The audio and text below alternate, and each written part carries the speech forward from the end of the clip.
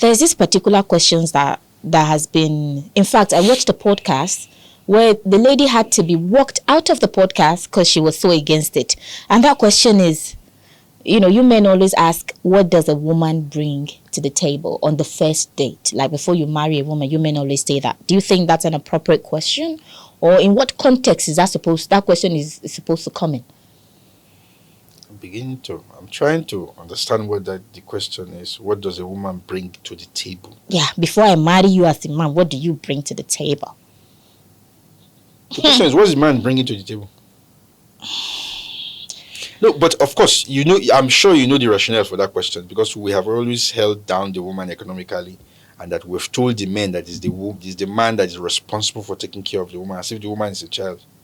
And that's why you always have Ministry of Women Affairs and Children Affairs joined together. We see the woman as not just slightly above a child in terms of concept and in terms of our rights.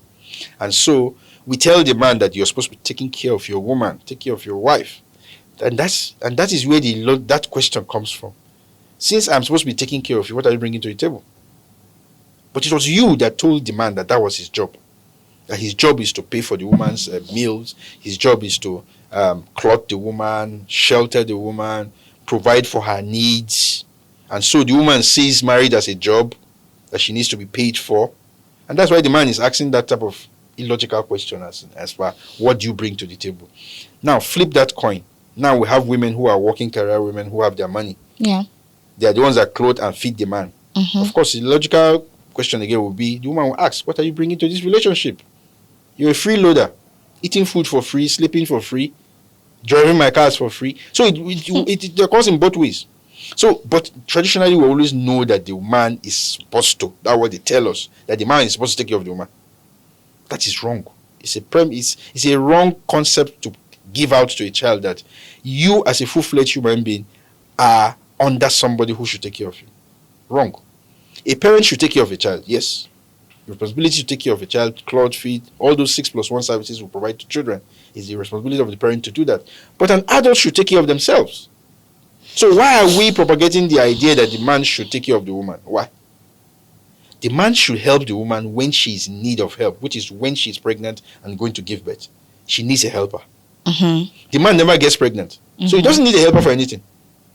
Absolutely does not need a helper for anything. The only person that needs a helper at the point at which she is the weakest is the woman when she's going to give birth or when she's going to get pregnant.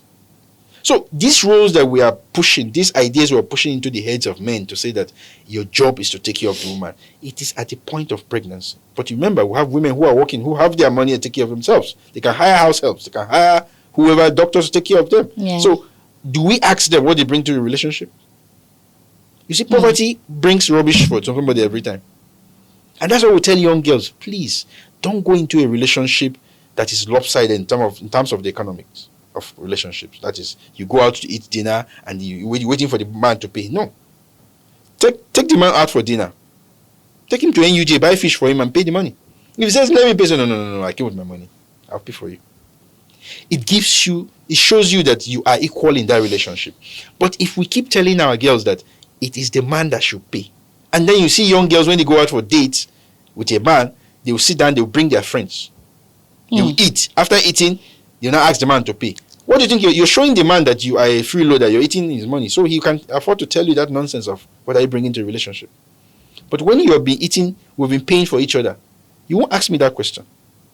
The question you'll be asking me is, when are we going to get married? How do we get married? How much will it cost? Who is bringing what percentage? That is a relationship that is based on equality. But we don't have that. So you believe there should be equality in marriage? There's always equality in every relationship. Because if it's a power imbalance, then it's no longer a relationship. It's more of a servant-master relationship, which is not good for human being. We don't want humans to behave that way to each other. That's why we're social animals. We have hierarchy in who does what and where, but we're all equal in terms of access to resources. It's just our roles that differ. But that access to that resources should be the same. So men and women should have the equal opportunities. And we should behave the same way. Poverty is not in the pocket. Poverty is in the head. Yeah. If you behave like a poor person, even if you have money in your pocket, you'll be poor. So going out with a man and you are expecting him to pay, why? Can't you feed yourself? Can't you take yourself out to a restaurant and buy yourself good things and eat? So and the fineness and the other things she I can gives go you. and buy the Brazilian hair for 500,000 with my money. So if you give me as a Christmas present or as a birthday present, it's not something special. I have my money, I can buy it. But the thought that counts, I'll say thank you for thinking about me. But don't tell me that what am I bringing to a relationship as if I'm eating your food for free. I will not allow you to give me food for free. I will contribute the food we're going to eat. So a woman or a man is only allowed to ask that question when one person is the more contributor. No, of course not. Of course. If you get into a relationship where you are a freeloader, then you should expect that kind of question. And we train women to be freeloaders. Exactly. That's why I was going to say that. And we train men to be lords. So we are the ones that cause this problem. We train one person to lord it over the other person. And then when you start lording it, you're now complaining. You women tell the male child, you're a man. Take care of your house. The woman's responsibility is on you, the man. You women tell the boy child that it is you who should take care of the woman. And then when he starts doing it, you're complaining. Why are you complaining? Why not tell each of them, don't take care of your own problem. Carry your own load. If you decide to share the load, fine. But make sure you're able to carry your own load by yourself. Let's digress a little bit. Let's come down to the working system. Do you agree that it is mostly much easier for men to be accepted into the working force? Let me use that word, compared to women. Our advantage of being given appointments, going for running for a position, doing all these other things the percentage is very small. In fact, since the Belgian conference of 35%, sure. All of that, till today, we've not been able to even meet, I don't think, 5% of that. So the chances of a woman even being able to have enough as much as a man, I think it is because a man has more opportunity to make that money that makes them lord over women, not because women are not willing to work. I think I want to quite disagree with that. Yes. I hear you. I understand what is presently on ground, that the woman has less opportunities. The woman has more challenges, more obstacles placed in front of her to be economically viable as a human being than a man. And it's easier for a man to have access to those opportunities than it is for a woman, because we put a lot of secondary criteria as hurdles for the woman. But we want to change, right? It's not something we want to accept. The woman, if we accept that the men and women are created equally, again, men and women, according to the story, you can know how, you see, when I say the story is told by men, this is a classic example of it, where the woman is said to be half of the man. The woman is said to be from the man. So you're not a full-fledged human being. You are a product of the man. And so you cannot be equal to the man. And because of that, it makes it easy for you to discriminate against the woman, to say, you are half of me. And because you're half of me, you cannot have equal opportunities like me. It's not possible. It's a mindset. Yeah.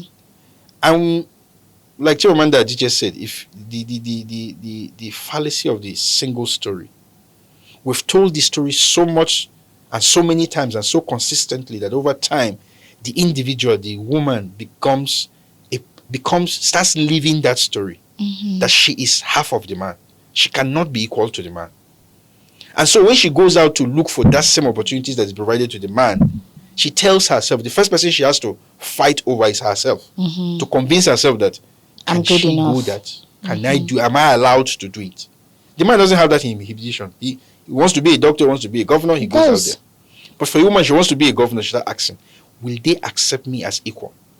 And this is the pain of being a woman, that you are already disadvantaged just by your being born a woman, instead of being at an advantage. Because being a woman means that you are the cradle of life itself. Yeah. That should be an advantage. But no, the storytellers brought it the other way and say, by being a woman, you're already half a human being. And so, we need to begin to tell our young girls that they are full-fledged human beings. But the question is, you need to have a critical mass of people who believe that a woman is a full-fledged human being. And you keep pushing. It's not something that started overnight. It's something that the story we started telling generation ago, and gradually it becomes a norm, becomes what we call culture. You now live it that every we day. need to begin to tell the woman, you can do whatever you want to do. and the opportunities is there for you to do it. And we will support you.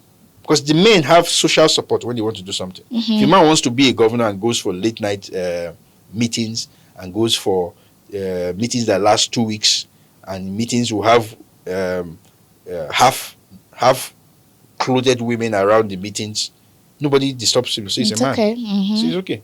But if a woman stays beyond 6 o'clock, there's a problem. She's not a prostitute. Why? Don't you have family to take care of? Who said the woman should take care of the family? It's not even the family to take care of. It's this narrative of there is another motive aside work. Is there no motive for the man? Who is she sleeping with? And that woman? No. She's sleeping with other men. Let's assume she's even doing it. With who is she doing it with? Is that man not as irresponsible as the woman is? How come she pays the price and the man doesn't pay the price? Because I'm a woman. There you go. So the fact that you're a woman, you're disadvantaged. Very. But that is not true. Naturally, you are not disadvantaged. It is the man, because you're a man. If you look at other social animals and that we have, mammals, it is the male that's at disadvantage because he's a male. Even in the insect world, in the animal world, if you notice, it's the females that are. It's a matriarchal. It's not a man's world within the animal kingdom. It's a woman's world. The women determine what happens. The men are only there to give protection, and then to fertilize the women. That's their job. After that, they die off. But human beings have now found a way to change the narrative to say, no, once you're a man, you're privileged. You become king. And that's why we have the king of the jungle, and we say it's the lion, and we put the male lion as the king. It's wrong. The king of the jungle is a female. It's the lioness that are king of the pride. They're the ones that are leading the pride. They determine what happens. In the insect world, it's the same thing. How come in the human world is different? Mrs. Hamza, I wish I had all the time in the world, but I'm definitely going to drag you back here in the studio because there's going to be a lot of controversy surrounding this conversation. It should be controversial. Yeah, and I'm sure there'll be lots of people that would want you to respond back to some of their questions. So thank you so much for being in the studio. We appreciate you. We appreciate your opinions, and hopefully we'll see you next time. Thank you very much for having me. Well, thank you so much. This will be the tiny end of Unscripted today, and I remain your host, Deborah Agbonika, but you can call me the celebrity journalist. Until next time, do have a fantastic day. Bye for now.